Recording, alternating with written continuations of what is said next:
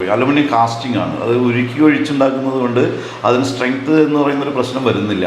പൂർണ്ണമായും നമുക്ക് വിശ്വസിക്കാവുന്നൊരു അവസ്ഥയുണ്ട് അതിന്. 300 കിലോ വെയിറ്റും ഉണ്ട്.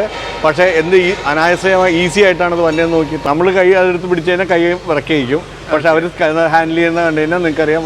F-0 എന്ന് വന്നിരിക്കുന്നത് പാലക്കാട് ജില്ലയിലാണ്. പാലക്കാട് ജില്ലയിൽ കഞ്ചിക്കോട് ഇൻഡസ്ട്രിയൽ ഏരിയയിലാണ് ഞാനിന്നുള്ളത്.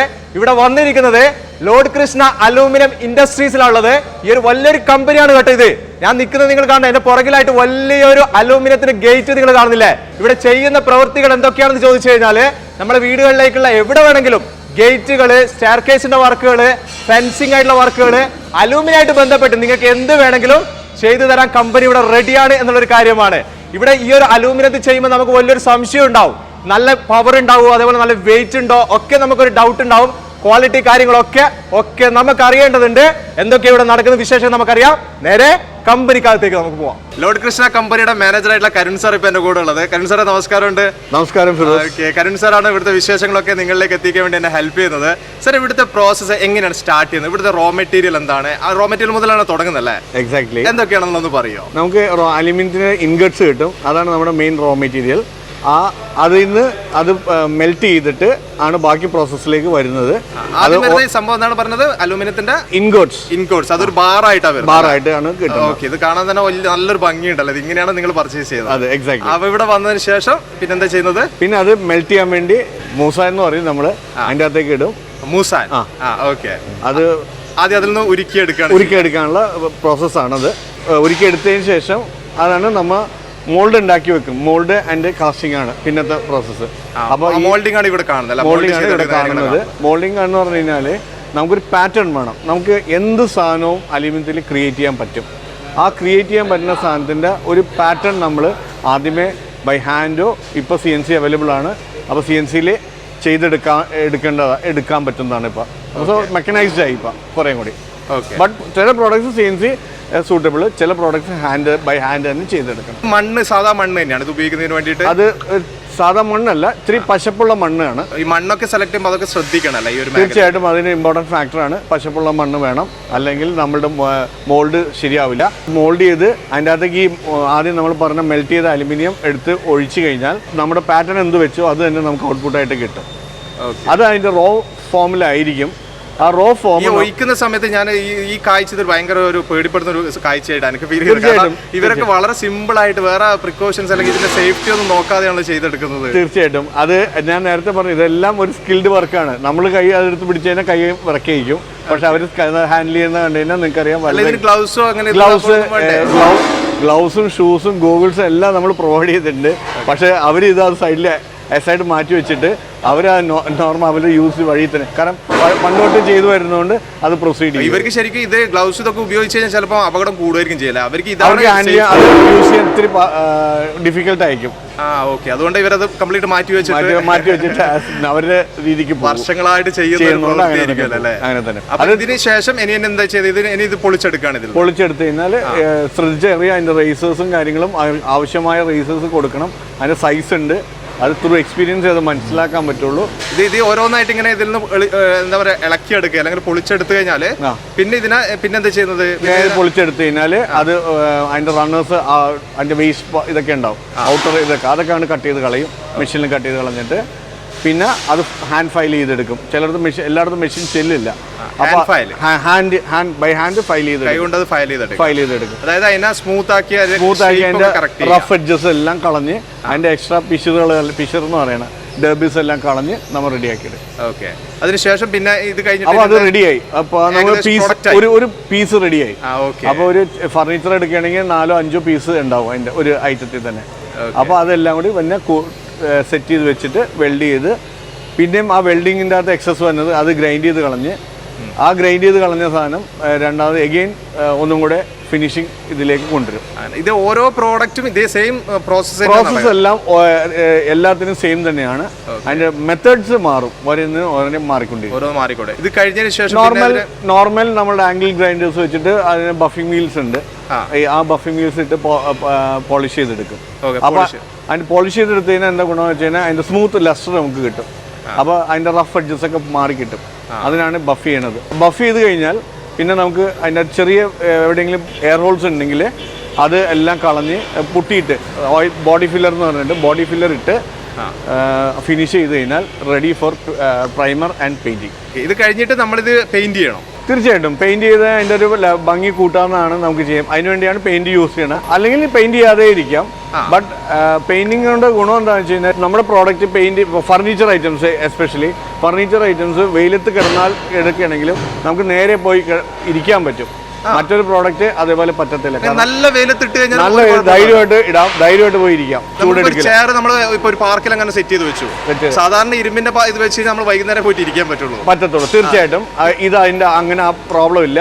ഒരു പ്രശ്നം ഉണ്ടാവില്ല. അല്ല, പ്രശ്നം എന്താണെന്ന് വെച്ചാൽ ഞാൻ പറഞ്ഞില്ലേ ഫർണിച്ചർ ഐറ്റംസ് എപ്പോഴും വൈറ്റ് കളറിൽ വേണം പെയിന്റ് ചെയ്യാനായിട്ട് ഓർ നാച്ചുറൽ ഫിനിഷ്.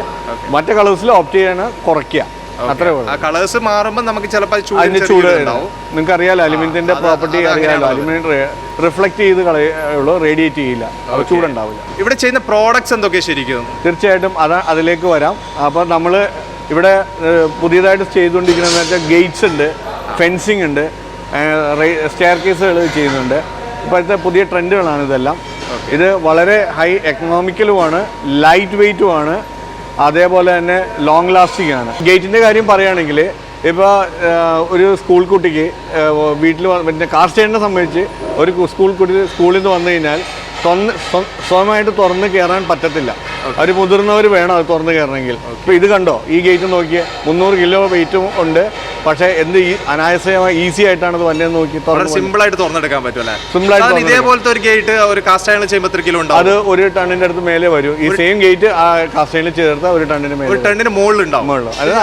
അപ്പൊ ഞാൻ എന്റെ ഉള്ളിലൊരു ഡൗട്ട് എന്ന് പറയുന്നത്, അപ്പൊ ഇതിന്റെ സ്ട്രോങ് എന്ന് പറയുന്നത് കാസ്റ്റ് ഇതുമായിട്ട് ഇത്രയോളം വ്യത്യാസം ഉണ്ടാവും?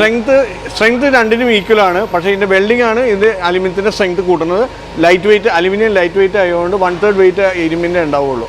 അതാണ് ഇതിന്റെ ലൈറ്റ് വെയിറ്റ്നെസ് 300 കിലോയിലേക്ക് കുറയുന്നത്. വളരെ ആ 300 കിലോ പോലും അലുമിനിയത്തിൻ്റെ അകത്ത് 300 കിലോ ഗേറ്റിനെ സംബന്ധിച്ചോളം ഭയങ്കര ഹൈ ആണ്. അത്രയും വരില്ല, 150 കിലോയ്ക്ക് സാധാരണ ഗേറ്റുകൾ വരുള്ളൂ, അതിൽ താഴേക്ക് വരുള്ളൂ. അപ്പോൾ ഇത് ഈ ഗേറ്റ് പോലും വളരെ ഈസി ആയിട്ട് തുറക്കാൻ പറ്റുന്ന, സ്ലൈഡ് ചെയ്ത് തുറക്കാൻ പറ്റുന്ന തന്നെ വളരെ നല്ല എക്സാമ്പിളാണ്. അതേപോലെ തന്നെ നാളെ ഇത് വേണ്ടാന്ന് തോന്നിയാലും ഇന്ന് മുടക്കുന്ന പൈസ നാളെ തിരിച്ചു കിട്ടും അലുമിനിയം ആയാലും. ഹൈ റീസെയിൽ വാല്യൂ അലുമിനിയത്തിന് ഉണ്ട്.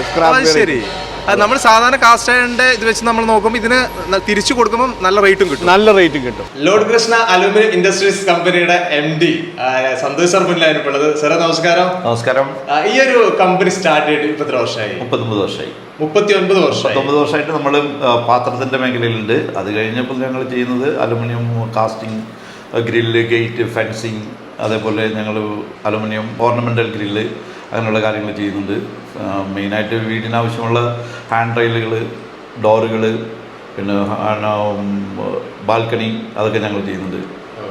അതായത് ഒരു വീട്ടിലേക്ക് ആവശ്യമുള്ള എല്ലാ കാര്യങ്ങളും ചെയ്യാം. അലുമിനിയത്തിനെ കുറിച്ച് പറയുകയാണെങ്കിൽ അലുമിനിയം എന്ന മെറ്റല് ലോഹം വളരെ കനം കുറഞ്ഞതും എന്നാൽ അതിന് ഒരുപാട് ഗുണങ്ങൾ പറയാനുണ്ട്. വെയിറ്റ് കുറവാണ്, റീസെയിൽ വാല്യൂ ഉണ്ട്, മെയിൻ്റനൻസ് വളരെ കുറവാണ്, പിന്നെ അങ്ങനെയുള്ള ഒരുപാട് ഗുണങ്ങളുള്ള ലോഹമാണ് അലുമിനിയം. ഇതിലേക്ക് ഇപ്പൊ കൂടുതൽ ആളുകൾ ഇങ്ങോട്ടേക്ക് ഡൈവേർട്ട് ആയിക്കൊണ്ടിരിക്കുകയല്ലേ? മരം നമ്മൾ ഉപയോഗിക്കുന്നത് കൂടുതൽ വെച്ച് നോക്കുമ്പോൾ നമ്മൾക്ക് ഇത് കൂടുതൽ ലാഭകരമാണ്. പിന്നെ റീസെയിൽ വാല്യൂ ഉണ്ട്. മരം എന്ന് പറഞ്ഞാൽ നമുക്ക് ഒരിക്കലും റീസെയിൽ വാല്യൂ ഇല്ലല്ലോ. മരത്തിനേക്കാളും നമുക്ക് റേറ്റ് കുറവാണ്. റേറ്റ് കുറവിൽ ചെയ്യാൻ പറ്റും.